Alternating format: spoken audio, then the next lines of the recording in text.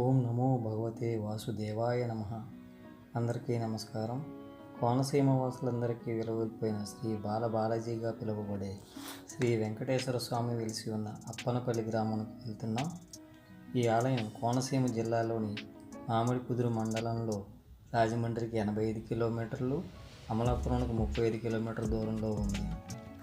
వాయువేగుల అప్పన్న అనే ఋషి లోక కళ్యాణార్థం ఇక్కడ తపస్సు చేయడం వల్ల ఈ గ్రామానికి అప్పనపల్లి అని పేరు వచ్చింది అనే కథ ప్రచారంలో ఉంది. ఇక్కడ స్థల పురాణ ప్రకారం పూర్వం శ్రీ కశ్యప ప్రజాపతికి కద్రువ, వినతి అనే 2 భార్యలు కలరు. కద్రువ పిల్లలు నాగులు, వినత కుమారుడు వైనతేయుడు. కొన్ని కారణాల వలన వైనతేయుడు కద్రువ పిల్లలైన నాగులను రోజుకొకటి చొప్పున తినేవాడు. శంఖచూడుడనే నాగులను కాపాడడానికి జీమూత వాహనుడు అనే చక్రవర్తి బలయ్యాడు. జీమూత వాహనునికి దేహార్పణ ఫలించిన ప్రాంతము కనుక అర్పణపల్లి అనే పేరు వచ్చింది. అదే క్రమంగా అప్పనపల్లి అయినది. ఇప్పుడు మీరు చూస్తున్నది శ్రీ బాలబాలాజీ స్వామివారి నూతన ఆలయం.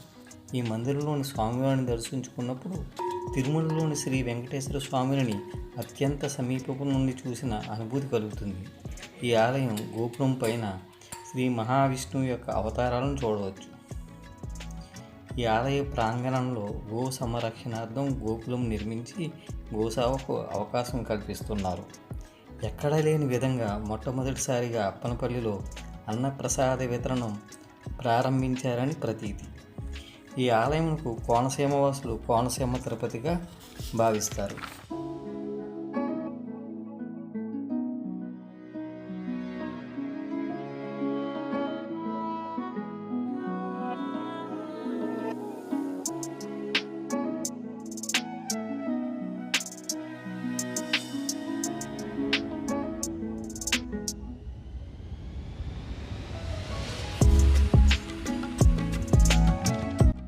ఆలయ ప్రతిష్టాపకుడైన శ్రీ మొల్లేటి రామస్వామి గారు చిన్నతనం నుండి నిరంతర భక్తితో శ్రీ వెంకటేశ్వర స్వామివారిని సేవించేవారు. ఈయన కీర్తిశేషులు వాయువేగుల సీతమ్మ గారి ఇంట్లో కొబ్బరి వ్యాపారం చేశారు. వ్యాపారంలో వచ్చిన లాభంతో కొంత భాగం ప్రతి సంవత్సరం తిరుపతికి వెళ్ళి శ్రీ వెంకటేశ్వర స్వామివారికి సమర్పించేవారు. ఒకసారి స్వామివారి పాదాల వద్ద రామస్వామి గారు తెచ్చిన ముడుపును ఉంచుటకు గర్భాలయంలో ఉన్నవారు అంగీకరించలేదు. అందువలన ఆయన ఎంతో బాధపడిరి. ఆ బాధతో నిద్రించిన రామస్వామి వారికి కలలో బాల్య రూపంలో శ్రీ శ్రీనివాసుడు కనిపించి తానే అప్పనపల్లి వస్తానన్నాడు. ఒకనాడు కొబ్బరి రాసుల్లో ఓ కొబ్బరికాయలో శ్రీ వెంకటేశ్వర స్వామివారి తిరునామాలు కనుగొన్నారు. ఆ కొబ్బరికాయను ప్రతిష్ఠించి పూజలు ప్రారంభించారు. అలా వెలిసిన స్వామివారికి బాలబాలాజీగా నామకరణం చేసి నిత్య పూజలు చేసేవారు. అదే ఇప్పటి పాత దేవాలయం. తర్వాత కొంతకాలానికి శ్రీ శ్రీ శ్రీ తిదండి చిన్నజీయర స్వామివారి ద్వారా ఇప్పటి నూతన ఆలయంలో శ్రీ బాలబాలాజీ స్వామివారి ప్రతిష్ఠ జరిగి ప్రస్తుత దేవాలయంగా వర్ధిల్లుచున్నది. గోదావరి నది వద్ద కళ్యాణ కట్ట కలదు.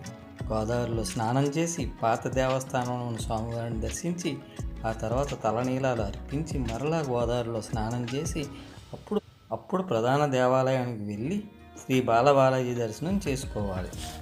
ఈ వైనతీ నదిలో చిన్న ద్వీపం కలదు.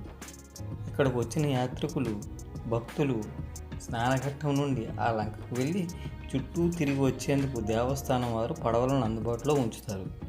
భక్తులు ఆ స్వామివారిని దర్శించుకుని శ్రీ బాలబాలాజీ స్వామివారి కృపకు పాత్రుడు కావాలని కోరుకుంటూ సర్వే జనో సుఖినో భవంతు. ఓం నమో భగవతే వాసుదేవాయ నమః. జై హింద్.